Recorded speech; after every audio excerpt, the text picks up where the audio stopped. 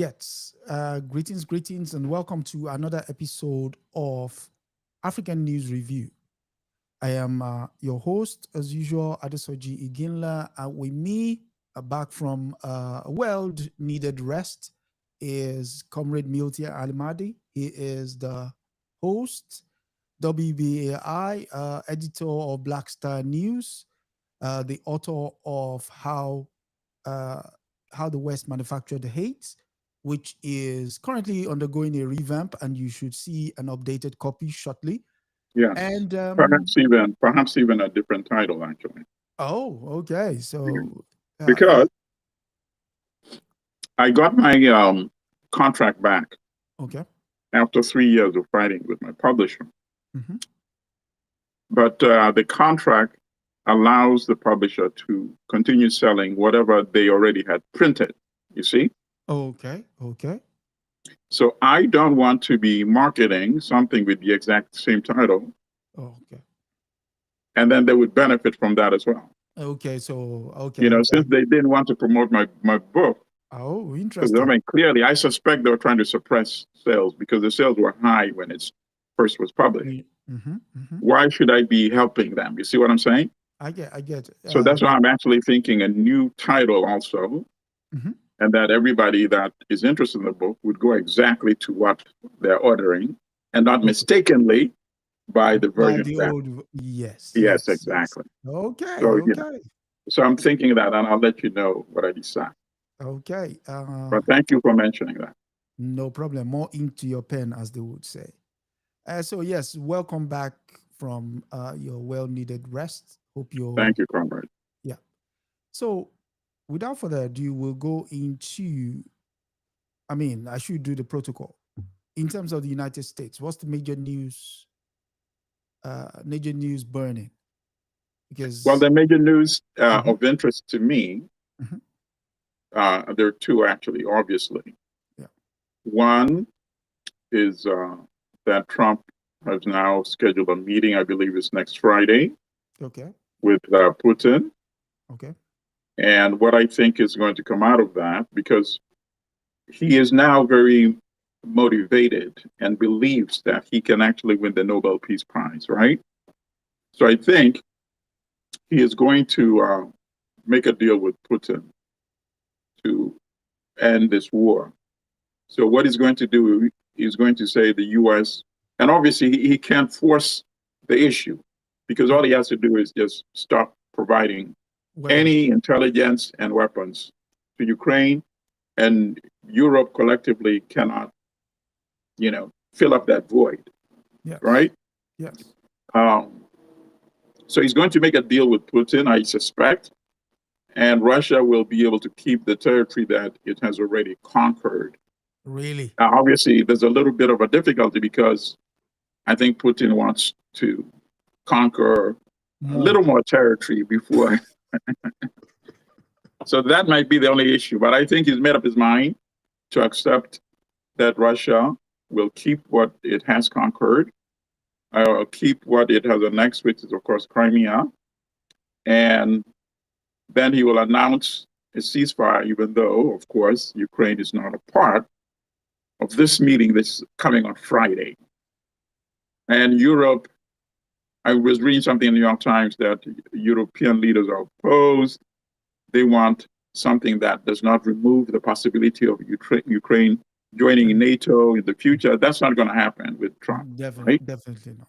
So that, to me, is one major interesting news. And then the second one is domestic. Candidate Cuomo, Andrew Cuomo, who's Okay. also running, the former governor of New York, Mm-hmm. who was defeated in the Democratic primaries Primary, yeah. by Zohan uh, Mamdani. Mamdani, is now in a total panic mode. Apparently, had been having some conversations with Trump, and he's saying, "Oh, we didn't discuss the election." Complete BS, of course. Okay. And the fact that they discussed the election is now clear because Trump is now saying that if a quote unquote communist, he doesn't know anything, the difference between a communist and socialist. Okay. So if a communist wins in New York, just think about it. Mm-hmm. We might take control of New York City. You can't do that. The Constitution doesn't allow that. He doesn't even know the powers of the presidency, right? Yeah, but who planted Um, that idea in his head, though? I mean, the fact, it just shows what kind of devious person Cuomo is. Cuomo knows, of course, that Trump cannot do that, but he's thinking, this is how perverted his thinking has become, I believe. Okay. That will scare enough people into voting for him. That goes when you completely lost your marbles. In fact, it'll do the opposite. Mm. It'll increase the margin of Mamdani's victory, in my view. So those to me are the interesting two items of the week. Mm. Okay, in the UK, the most interesting story of the week was a protest that happened yesterday, and that ties in with the story we're going to read at the end. So I'll save, because Okay. you would see how it rhymes up. So Okay. speaking Very of good. stories, the first one from today comes from the Guardian, and it reads, assault. It reads, assault on Sudan's Zamzam refugee camp may have killed more than 1,500 civilians. Guardian investigation finds number killed in April attack by rapid support forces far greater than current estimates. There is a quote there: they slaughtered us like animals. The inside stories of how one of the biggest atrocities of the Sudan war unfolded in Zamzam. Zamzam is a refugee camp. More than 1,500 civilians may have been massacred during an attack on the Sudanese largest displacement camp in April, and what could be the second biggest war crime of the country's catastrophic conflict. A Guardian investigation into the 72-hour attack by the paramilitary Rapid Support Forces on North Darfur Zamzam camp, the country's largest for people displaced by the war, found repeated testimony of mass executions, large-scale abductions. Hundreds of civilians remain unaccounted for. So the genesis of the war began between the Arab-led RSF and the Sudanese military, which broke out in April 2023, has been categorized by repeated atrocities, forcing millions from their homes and causing the world's largest humanitarian crisis. Your initial take with the angle posed by the headline. Okay. So and that obviously to me is the purpose of that article, is to try to, reignite more global interest in this war. Correct. And to try to sort of like spark intervention, right? Yep. Now, the intervention of what nature is not clear in a war like this, where you have like two fully equipped armies True. fighting, right? Yep. But obviously, I mean, the ammunition they don't manufacture, right? Comes from Correct. outside. Correct. The weapons, they're still getting weapons, Somehow. and they have a lot of weapons already, right? But at some point, you need ammunition. So the fact that they're still getting weapons and ammunition, that is the major problem. And that's where the outside world can intervene in this war. So, is this newsworthy? I would say yes, because anything that reminds the world that yes, there are a lot of wars going on at this time. Gaza is a total catastrophe. At the same time, there's still another catastrophe continuing in Sudan. So for that purpose, I can see why they would play up revelations such as this. And I imagine this is not the only revelation that is awaiting in this very vicious fighting that is going on in Sudan. I imagine there have been many undercounts of massacres that have occurred since this fighting exploded in April 2023. So for that purpose, yes. And obviously, it's very sad because when you have two people with equally equipped armies, right? Yep. They call the RSF a militia. That's not really a militia. That's an armed force. A militia does not have armored vehicles. You see, artillery, right? Yeah. Um, yeah, radio communication, everything that a regular standing army has. Yeah. So that is why the war has been so destructive and has taken such a long time. Mm. So now it's also another problem because there are not really any, you know, the RSF, Yeah. based on reporting, have committed many more massacres.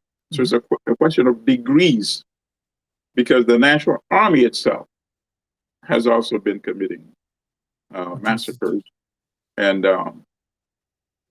you know, with indiscriminate bombing, yeah, you know, leading to many deaths of civilians. So, because it would be a bit easier if one side was so blatantly awful that you could rally the outside world against it and give whatever support to the side that it does not appear to be bad, quote unquote, so that it can win militarily, absent any willingness to negotiate on both sides. But that is, as I said, a matter of, you know, when you start talking about degrees of how awful each side is, that's not a good sign. But at the end of the day, it seems to me that there's still going to have to be a lot of outside force imposed on both sides, because they're the ones that disrupted the civilian process, which was evolving in Sudan, so that the civilians, the activists, the students, the workers, the professionals, they can form the civilian government, which they were already in the process of forming until these two generals hijacked, you know, the process. Yeah. The United States, of course, because a lot of the weapons comes from the oil-rich Gulf countries, and you know, Trump is friends with them. And you know what? Actually, don't be shocked, because as I said earlier, he's very vested now in winning the Nobel, campaigning for it openly. His supporters, the White House, every time. I mean, there was I didn't even know there was a war going on between Azerbaijan and I forget who. But the White House sent me a press release the other day that, you know, Trump brokered another amazing, you know, peace deal and had the presidents, you know, of Azerbaijan, and I'm sorry, I forgot who they're fighting with, in the White House. So that's the kind of press release we're going to be getting on a regular basis. So I suspect, and he actually mentioned it in July. Okay. He said, I think he said like a nasty situation going on in Sudan, and we're going to become involved in that. So imagine that if he does put his weight on the Gulf world-rich countries to say, listen, stop providing them weapons, I think something would happen. And something, since he wants the Nobel Peace Prize so badly, that could be enough motivation for the U.S. to take an active role, which would be very ironic because, and the same thing applies to Rwanda and Congo as well. Not only does the U.S. want to continue getting the minerals, but as I said, they were getting minerals anyway, but they were getting it in a very vicious way by supporting Uganda and Rwanda to just steal it. But Trump is now saying, okay, we're going to get it above board in return for me brokering this peace deal. That's one aspect of the motivation. The other aspect is also the Nobel Peace Prize. So now, if I were, you know, people in Cameroon, the Cameroon activists, they should say, listen, there are many other wars to help you win this peace prize. What about Cameroon? You see? And here's the, you know, we are laughing, but here's the irony. If it results in the end of fighting, then he would have done much, much better than the Democrats. And that is the irony of the whole thing. Yeah, but I suppose the motivation for him is not altruistic. It's because of the eye on the prize. Absolutely. But it doesn't matter. The outcome would be he ended a war that the Democrats, you know, made no serious effort to end. And that is an indictment that a person like this, who defies laws domestically and international law, could come and end these conflicts. Then you have to really question what it means to be a Democrat. Yeah. So a quick question for you before we move on. So how does the violence in this camp, connect to the colonial era construction of racial and ethnic hierarchies in Sudan? And what lessons can African states draw from the failure to protect Darfur? Because Darfur was in the headline a couple of decades ago, displaced communities despite decades of warning. Yeah, but this is not a unique problem. It's pretty much every African country employs the same tactic, ethnic divide and rule. In this case, it happens to be ethnic plus quote unquote racial as well, using the different pigmentations to highlight the same thing that African countries, misrulers have done, dividing people from the north of one country against the south. We've had that in Uganda. You have that in Nigeria as well. Yeah. They have that in Cameroon right now. We just mentioned Cameroon. True. So that's a bigger problem than just, than Sudan. It's ironic that sometimes we as Africans get, all excited when the pigmentation is what is used as the focus to divide and rule. But there's no difference between that, whether they have same pigmentation if you're using, or you come from this region, you come from that region, come from this ethnic group, it's just a disaster. And, and Nkrumah anticipated this.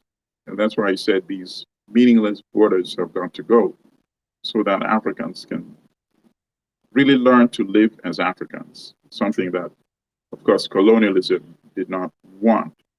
So we still have the same, colonial practice in place, of using this divide and rule in order to maintain power. So that's a problem.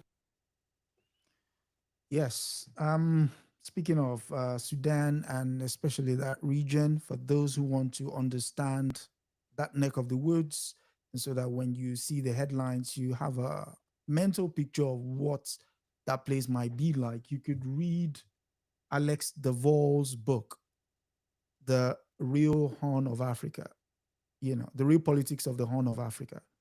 Sudan is one of the countries mentioned there, Sudan, Ethiopia, Eritrea, and the likes. And so you get he's good. He was always good, whichever part of the continent he wrote about. Yes. So again, the book is Alex Duvall. It's The Real Politics of the Horn of Africa.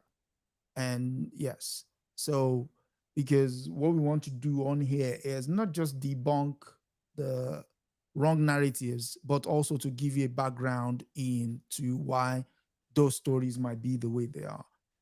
And right. So, just one final point that I want to make before we move on. Yeah. The saddest thing is this is a war for adults, right? Yep. Of adults being waged by children. You see? Children who should be in school, children who should be getting training, job training, children who should not be killing other children and killing adults as well. But it's like becomes like a source of livelihood and living for these children as well. So they are the workers. They are basically the workers, while these generals, General Hemeti, General Bovan. These are the like the capitalist exploitators. They are both multimillionaires in control of resources, in control of factories, and they're just throwing the children like the fodder, you know. Yeah, General Burhan and General Hemeti. Yeah. Well, hopefully peace comes to. But one curious question before. What does the AU do?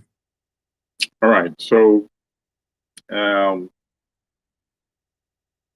this is just one of the many symptoms of the complete failure of the AU. But the AU's failure is not surprising because the AU comprises the leadership of the individual African countries. So you can't be a misruler in your individual country, and then you come to meet in Addis Ababa, and suddenly you're converted into some sort of like a person who, like a Thomas Sankara. You can't become a Thomas Sankara in Addis Ababa during the conference, and then when you go back to your country, you are Burhan, you are Museveni, you know, you are. I don't even know if Paul Biya still goes to these meetings. No. You know, Faure Nasingba. So when we talk about the AU, we should not even talk about the AU. We should talk about what are the African misrulers doing. Then it would be synonymous with the AU. It's squandered, you know, opportunities. Yeah, even beyond opportunities. I mean, this is an organ that could really be powerful.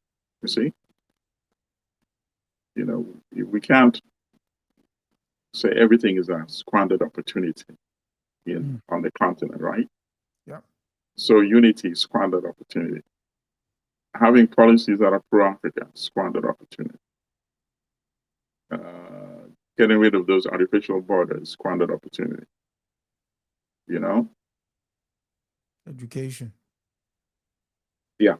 But the youth who want change. They want examples, they want a vision, they want leadership, they want motivation. That's why I'm very pro-youth. Do what you need to do. The youth so far have been supporting the changes in the alliance of Sahelian states. So that's what we need to see in more and more African countries. The youth are saying enough is enough. In Kenya, you know, they're doing it in a different way, but it's the same thing. They are tired of the status quo. And in fact, here is the other irony. Young people have launched a global campaign on social media, which is very effective. And that's the power of social media as well. There's a campaign, don't ignore Gaza, don't ignore Sudan, don't ignore Congo. And they're tying all these conflicts together. They need to add Cameroon, though, to this. Cameroon, yeah. Because now it's getting a lot of attention. You have celebrities. I was seeing Amanda Seales is involved in a podcast conversation. And, you know, people like that, she has like more than 2 million followers on IG. And that cannot be ignored by media. And then ultimately cannot be ignored by leadership in the Western countries. And it's so sad that it takes the intervention of Western countries. Well, often it's because they have their hands also behind the conflict to end these conflicts. You know, they come to put off the fire that they themselves set, right? So when you support a Paul Biya in Cameroon, who's really responsible for the problem now? You know, the outside will say, oh, look, English-speaking part of Cameroon fighting against the French-speaking part, Yeah, not knowing that the yeah. French-speaking so-called leader has been maintained for 43 years 1982. by the French. You see? But unfortunately, our children are the ones that suffer. So we can't just say, oh, it's because so and so is supported by the West. We need to find creative ways to intervene. If we need to force the hands of the leadership in these Western countries to stop doing the wrong thing, so be it. And it seems like social media is being helpful in that respect as well. Okay. So thank you. We move on to the next story, which comes from The Guardian too. And it's also that neck of the woods, and it relates to Mr. Rwanda. So Rwanda agrees to take up to 250 migrants from the US. Deal follows deportation to South Sudan and Eswatini, despite concerns about international law breaches. The lead reads, the Rwandan government said it would accept up to 250 from the US under a deal agreed with Washington, but gave no details on who would be included. It goes on, the deal announced on Tuesday followed a council arrangement with Britain, under which Rwanda would have received asylum seekers arriving in the UK in small boats. The deal was scrapped after the conservative government that negotiated it lost last year's general election. That's not the case, but we take that for now. Those who arrive in Rwanda will be provided with training, healthcare, and accommodation, she added. That's the spokesperson for the government. So, what is your take on this deal? Well, it's human trafficking for cash, of course. Rwanda was going to be paid and were paid by the UK, and even though that deal ended, kept the money. So it's no way that Rwanda is going to absorb any cost for so-called training or accommodation and maintenance and feeding of 250 people from outside when it's struggling to feed its own people, and it needs to plunder resources from Congo and kill people in Congo to feed its own people. Okay. So why would it take this extra burden of cost? So even though no number is mentioned there, of course, eventually it will be revealed, right? Okay. It's hard for the U.S. to make any payment without, accounting for it. So, and that's number one. So that's what Kagame is doing. He's obviously, number one, it gets some money out of it, also develops a reliable relationship with the U.S.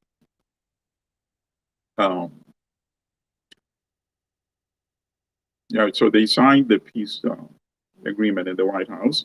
Yeah. And at some point, I don't know when, Kagame himself and President Tshisekedi are supposed to come to the White House to, So obviously, he's not going to forego an opportunity like that to be seen, in the White House. Okay. He's got a lot of criticism for human rights abuse within Rwanda, and of course for his war of aggression against Congo. What better way than to be seen as a peacemaker, being invited to the White House, posing for photographs with Trump, signing an agreement with Tshisekedi, witnessed by Trump. All the media will be there, right? Yeah. And now you have this deal with the U.S. further solidifying your relationship. I don't think there's going to be time to be criticizing Rwanda over any human rights abuse going forward for the foreseeable future, right? Of course, there's the other aspect. Now that you've actually signed the peace agreement with Congo at the White House, it ties your hands in terms of your ability to have your military occupying Eastern Congo under the pretense that is quote unquote M23. You see?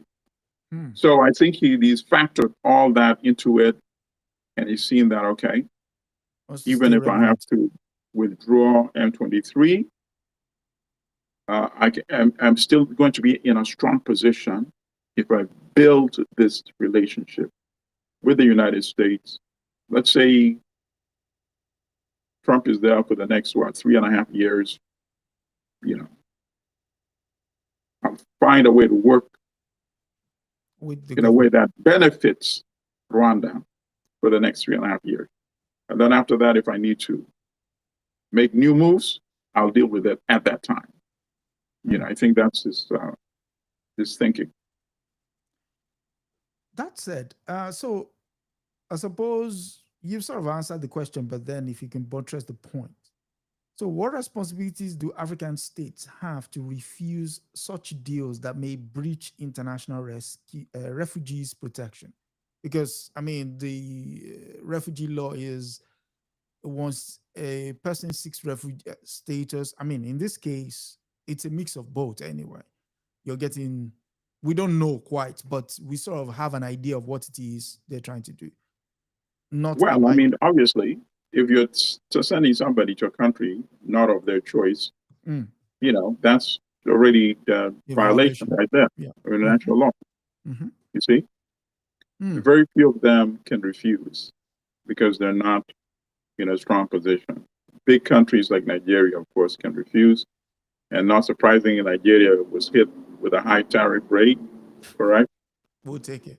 South Africa can refuse. I'm not saying there's a direct tie-in, but I don't think it's a coincidence that South Africa is also one of the countries hit with a high tariff rate. I think Rwanda beat Uganda to the punch. Museveni is a very devious dictator, and I won't be surprised if his people were like knocking on the door, willing to take. But Rwanda, of course, Kagame sees Museveni as a mortal enemy as well. Oh. And Rwanda might have actually made that a condition that, we'll take provided you don't have a similar deal with Uganda. I'm just speculating, but I wouldn't be surprised if Rwanda made that one of the conditions, Right.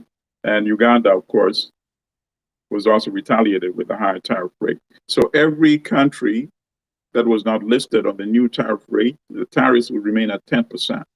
Yeah. Uganda was listed, so Uganda went up to 15%. The only country of the original East African members, Uganda, Kenya, and Tanzania, whose tariff went 15%. So that said, would we say now that the West basically has just shredded every document that they've sort of built the so-called Western democracies on? They've torn up the issue. No, but it's not that. It was all fiction anyway. Oh. How many resolutions of the United Nations has Israel defied with no consequence at all? We would not even be having the genocide that we're witnessing in Gaza today. So international law does not mean anything to the West unless it suits their interests, right?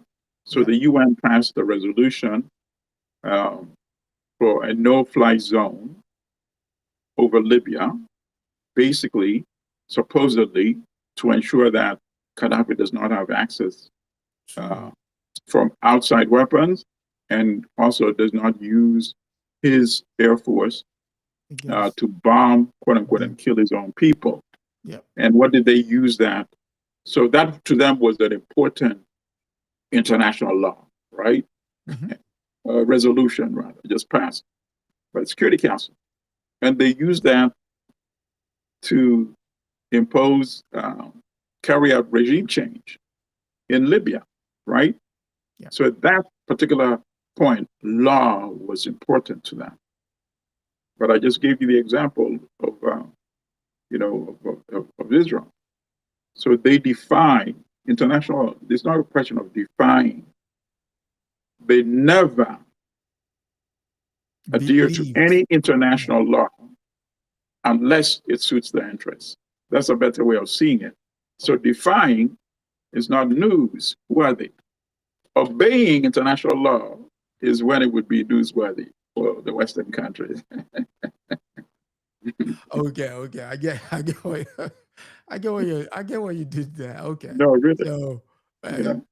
we can And in only. this case, wait, he's not deporting Norwegians to these countries, right? But he said he doesn't mind more immigrants so long as they come from Norway. He's not going to be deporting Norwegians to Rwanda or Eswatini or South Sudan. Okay. He's not going to be supporting any French nationals, any Britons, Scottish, Germans, He will be deporting the people who, in their mind, they consider to be the wretched of the earth. And who's going to stand up for the wretched of the earth, the other wretched of the earth? And they ignore that just as they continue to ignore. So unless we, the wretched of the earth, change our condition, and we can, we have the resources. I keep reminding people, Dr. John Henry Clark said, Africa has always had the resources that the entire world has always wanted, and the entire world has never wanted to pay for. We have it. So that's how, Trump talks about, he told Zelensky, you don't have a card. We have many cards, but we don't play the cards. That is why we remain the wretched, and they continue to treat us like the wretched. You see? That's indeed powerful. So, yeah, from that story, we move on to The Economist, who have decided to, remind us that we are basically, behind a pen. And so it reads, why it is a pain to take a plane in Africa. Bad connections, high fees, and strict visa rules hamper travel around the continent. And it goes on. It says, Freetown, the capital of Sierra Leone, is far from Lagos, Nigeria's commercial hub, as Berlin is from Athens. But whereas a round-trip ticket for the 3-hour flight from German capital to the Greek one can be for around $150, 150 euros, $173. Getting from Lagos to Freetown took your correspondent 2 flights, a ferry, and almost $2,000. The trip included a 7-hour layover in Ghana and required changing from a Nigerian to a Togolese airline. The cheaper option, a bit longer by 20 hours, would have been flying across the continent to Ethiopia before taking another plane west towards Sierra Leone. I mean, this is shocking. No. This is after close to 66 decades of, let me use the proper framing, flagged independence. Yeah, but the story also shows you the neo-colonial agenda behind it, that they don't see what the real solution really is, right? Right.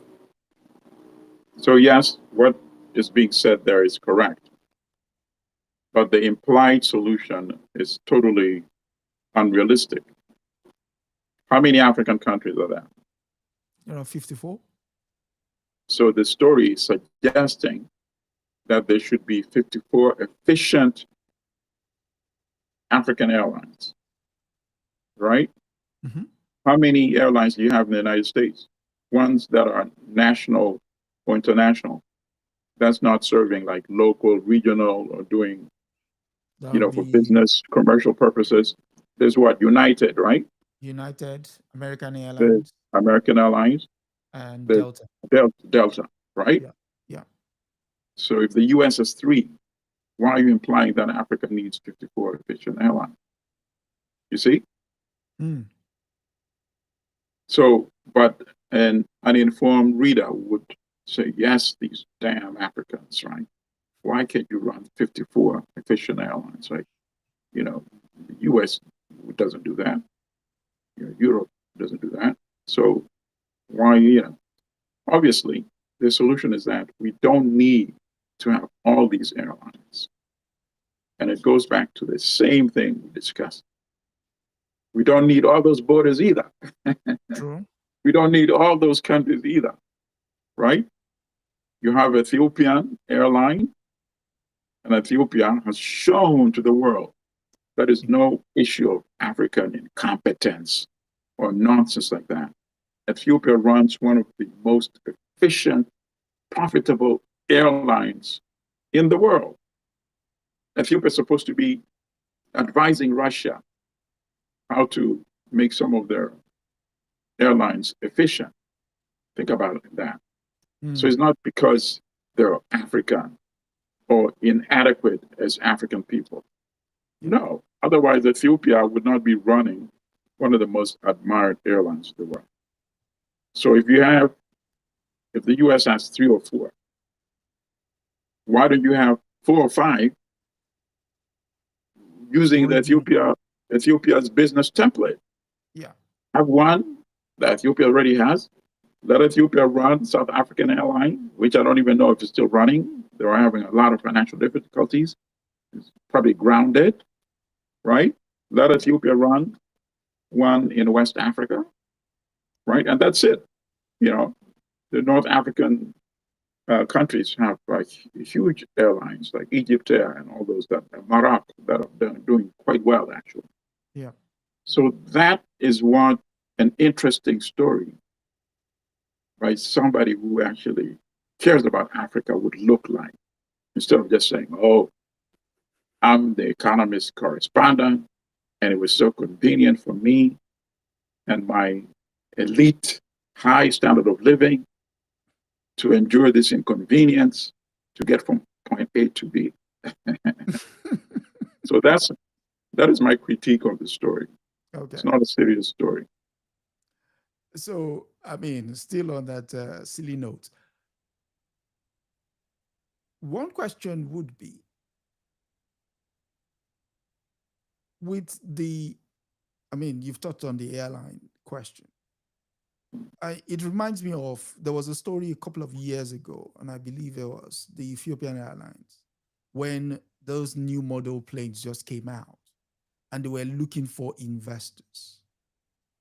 Some of those African countries, like you alluded to, could have looked into taking up the question, because Ethiopia actually put it out there that they were looking for African investors, national investors.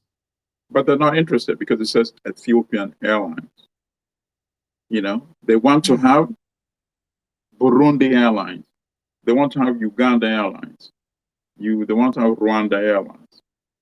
They want to have Congo Airlines. Which is not sustainable. Right? They want to have Kenya Airways. A powerful country like South Africa with, either the largest or second largest economy in African countries south of the Sahara. I think its airline was grounded. So South Africa cannot afford it. Why is a Uganda trying to run an airline? South Sudan, you can't even run an efficient bus service for your citizens, and you're trying to run an airline. To me, focus on building good roads, having a good national bus transport system, and then focus on railroads for commuters, as well as for economic goods and services. That's where you should be putting your money. Not on the elite are the ones that can afford to fly anyway. Who's going to be affording a ticket for $2,000 when per capita income? For Uganda, the per capita income is $1,000 per year. There are only a handful of African countries that have per capita more than 2,000. Ghana is one, about 2,500. And Ghana is one of the better performing African economies. So you have Ghana, you have South Africa. That's about it. You have Gabon because of the oil, okay? And the size of the population. 23 countries. Ethiopia, even with this expanding economy, its per capita is not, beyond 2,000. See, you have Kenya. Kenya also is, but a handful is what I'm saying. And you're crying over airlines? No. The masses are not crying over airlines. The masses want roads that work. The masses want bus service so they can get to work. They can get from one part of the country to the next, or even visit, neighboring countries, buses, railways. And people want to eat, actually, and afford school fees. Those, to me, are bigger stories than the inconvenience of having to fly from one part of Africa to another in order to get to a neighboring country. That, to me, is nothing to shed tears about. You see? Okay. I would say you've responded to the It's a priority story for that reporter who wrote it and inserted him or herself into the story, saying your correspondent had to endure a long wait, blah, blah, blah. You see? That does not sound like a priority story for an African on the ground to me. You see? Yeah. I mean, he gave you the fact that he or she has collected enough air miles, Yeah. telling you the distance between Berlin and Athens. Yep, absolutely. So it reminds me of what Rodney said. He said the issues that are priorities to the elite, sometimes are just amazing and shocking to everybody else, because they inhabit a different universe, you see? Yes. If you're just joining us, this is the African News Review. Do like, share, and subscribe. And also, just so you're informed, this is the 76th episode of African News Review. So we're here to stay. And yes, do support our patron. In the description, we normally leave our patron page there. Go ahead and support us, because we hope to grow this channel to reframe the narrative about Africa is a worthy cause, and please support. So we come on to our final story for the day, and surprise, surprise, it reads,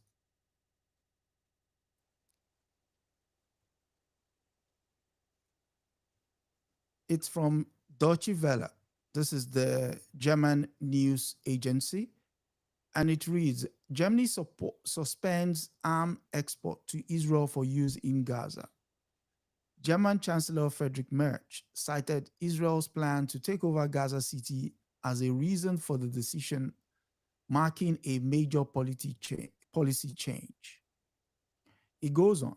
German Chancellor Friedrich Merz said on Friday that Berlin would not approve German weapons export to Israel for use in the Gaza Strip until further notice. The announcement marks a major change in the course for Germany, which has been one of Israel's staunchest international allies. It came as Israel's security cabinet approved a plan to take over Gaza City, with the government saying it was a necessary move to destroy Hamas and free the remaining hostages held in Gaza. Israel's decision has prompted international condemnation and opposition from hostage families who say the plan endangers their loved ones. That's the strip after it's been leveled. And it beggars belief that, in light of what happened a couple of decades ago, we will see such stuff. So, a bit of background. From 2020 to 2024, Germany accounted for a third of Israel's incoming arms supply. Germany's arms supply to Israel has included armor vehicles, trucks, anti-tank weapons, and ammunition. Anti-tank weapons. The last time I checked, the adversaries were not rolling around in tanks. But hey, what do I know? Right. So, what say you? Okay. All right. So, first of all, what you just pointed out is very significant. They don't have any armored vehicles, right? When they have been liquidated, and I say purportedly liquidated because obviously they've killed so many civilians. Yeah. So when they say they killed Hamas fighters, you take it with a grain of salt. But when they've been liquidated, they're normally driving in, like pickup, vehicles, right? That are just disintegrated with those anti-tank missiles or missiles fired from, air to surface missiles, right? Yeah. Or missiles that are now being fired against children from ships. Mm. And this whole mantra of the need to eliminate Hamas. Yeah. We have to weigh the conduct of the Israeli Defense Force as well. Mm. So if Hamas is an organization that has committed acts of terrorism, what about the Israeli Defense Force? The response. This killing of all these civilians, that's not an act of terror. You see? But of course, they won't raise these questions. They'll never raise these questions because the bottom line is the major media outlets that have global reach, outreach are corporate. Even the BBC is corporate, right? Yep. It not be like a regular C corporation, but it's still a corporation. Correct.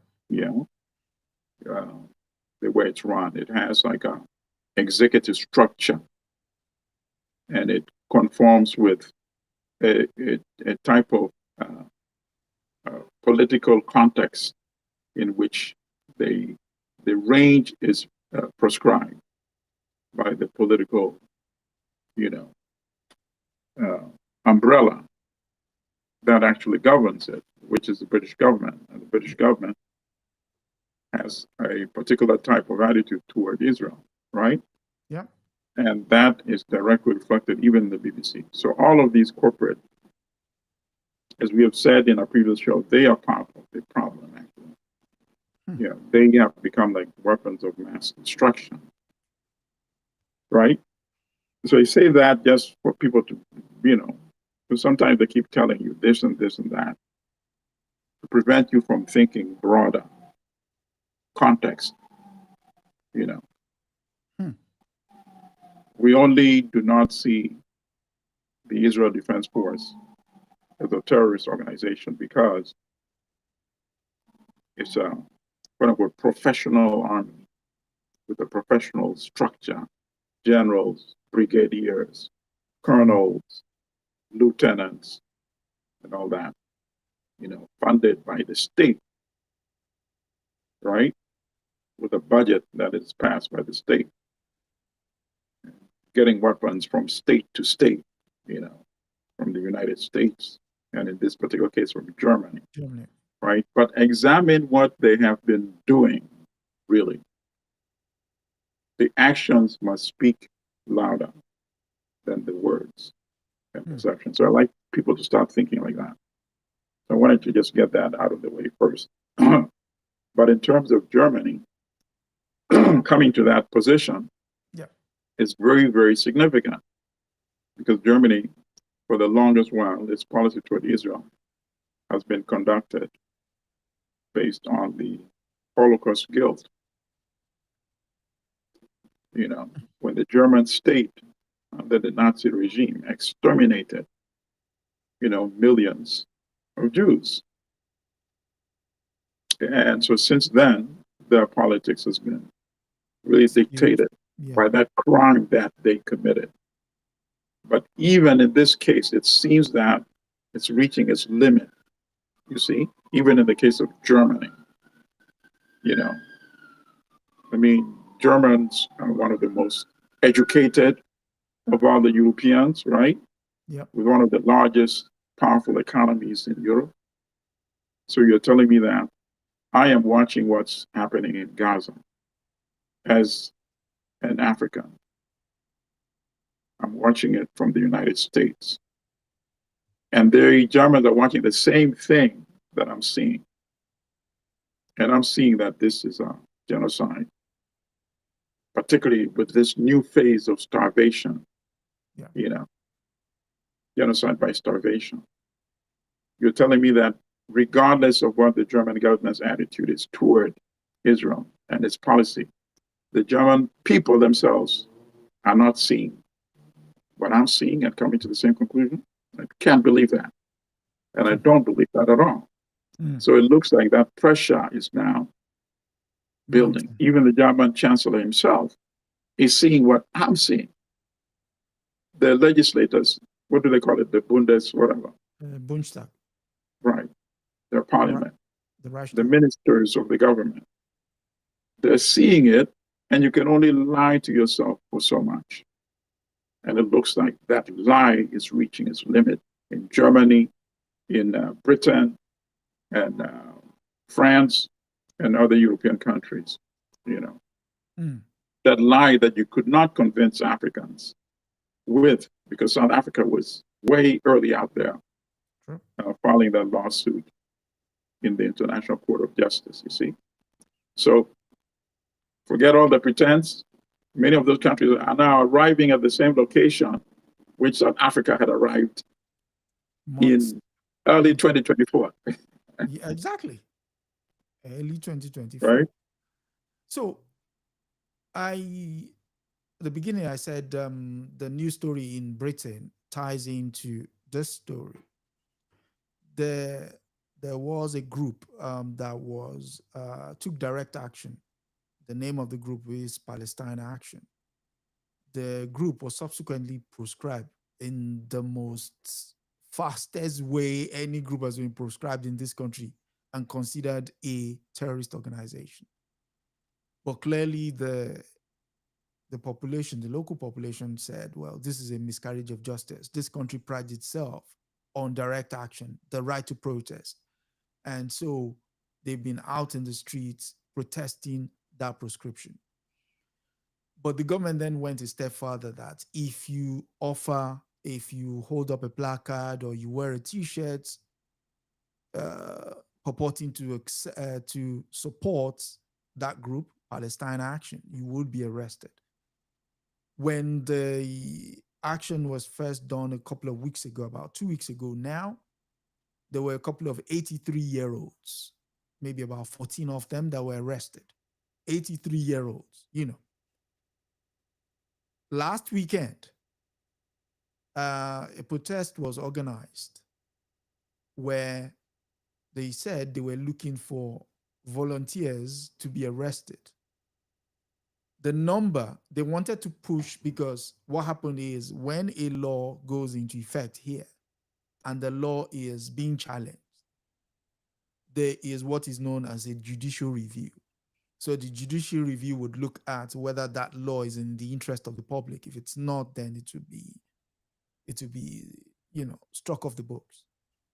But in order to get that judicial review or to feed into it, arrest protest was organized. So what they wanted was 500 people to turn up in front of Parliament holding placards that they support Palestine Action. Guess what happened? Yeah, 2,000. Initially, 500 showed up. So the police came in, arrested 356. and then they stopped. While they were arresting that 356 to take them away, another 500 moved into that square. Excellent. So you get a sense that, like you said, what you're seeing, everybody else in the world is now seeing. And it's the scene has gone beyond the pale, especially when you're starving people. When you said never again, you meant it. You should mean it. You should mean it, because the pictures, the images coming out of Gaza does not paint the so-called democracies in a good light. I was speaking to my brother the other day. I say, do you notice that they basically just destroyed every fabric of the democratic society? The International Court of Justice, the Human Rights Convention, the Geneva Convention, the law when it comes to war, the use of starvation in going after, I said, basically, they don't The have media. anything. The media. Thank you very much. The media. Think about that. The media. When the media has That lost. is the most shameful, but in a way good, because it exposed the hypocrisy. Yes. That, media objective, professional, blah, blah, blah, all nonsense that we've been critiquing for years. And now you prove, in fact, the most recent example was Libya. Yes. When they all ganged up saying, oh, bomb him, take him out. Yeah, boom. And the country will be better. This is another good example of media hypocrisy, showing that there's no such thing as objective, independent media. The only independent media are outlets such as this, where nobody else is signing your check. You can talk about any topic, take any perspective. Yeah. So, that is what is being exposed in the United Kingdom also. I'll just buttress the point again with the on the media angle. Here, what you've had the media do is the BBC, which is supposed to obviously show you what is going on in the world, give you the right angle, are playing two sides. There is no two sides to a genocide. The genocide is happening. There is no but. It is happening before you. There is no but. So recently, there was a group that looked into the BBC's coverage of Gaza from October 7 till June this year, and found the way the reporting has been skewed is in some cases, there's the story of the girl, Rajab Hind, that she lost her folks in the car and she dialed for help, and help was coming to her. The mother of Raja Hind, the way it was covered here, leaves much to be desired. We've not even spoken about the medics that were basically waylaid, executed, and their trucks buried. And the story coming out from the IDF at the time was they didn't have their lights on, there was no marker, there was no identifier and everything. Right. But I think, to be honest with you, even looking at these individual stories in itself is form of a media spin. We really don't need to analyze each of these individual stories. The fact that they're not collectively saying that Israel is committing a genocide against the Palestinian people, that is the most outrageous thing. If it was the reverse, can you imagine Arabs, right? Decimating all those cities in Israel, starving Israeli children? There would be a single media outlet that's not referring to the Arab genocide against the Israelis. That to me is end of story right there. Everything else is just a way to trick people into what is there to analyze. This is a clear-cut case of genocide. It would not be tolerated if it was being committed against European people. You know, Yes. Yes. they're all Yes. culpable. Yeah. Yeah. Again, we continue to do this work. Again, do like, share, and subscribe. Join our Patreon. And again, we thank Comrade for coming through. Thank you. Sister Aya is in Egypt. She's on a study tour of the Egypt, and she would be back in 2 weeks, or she will be back in 2 weeks. But before then, I would like to thank everybody that come through. You know, uh, you've been supportive of this podcast for, like I said earlier, 75 episodes in. This will be the 76th. So continue to like, share, and subscribe. And yeah, bring a friend to bring a friend to bring a friend. We hope to grow this channel. And again, my thanks goes to Comrade Milton Allimadi, who immediately just said, when I reached out to him, said, yeah, let's do this. We've got Yes, sir. work to do. I believe those were your words, actually. We've got Yes, work to sir. do. Mhm. So that said, any final thoughts from you? A luta continua. Victory is Victory. certain. Thank you very much. And from me, it's good night and God bless.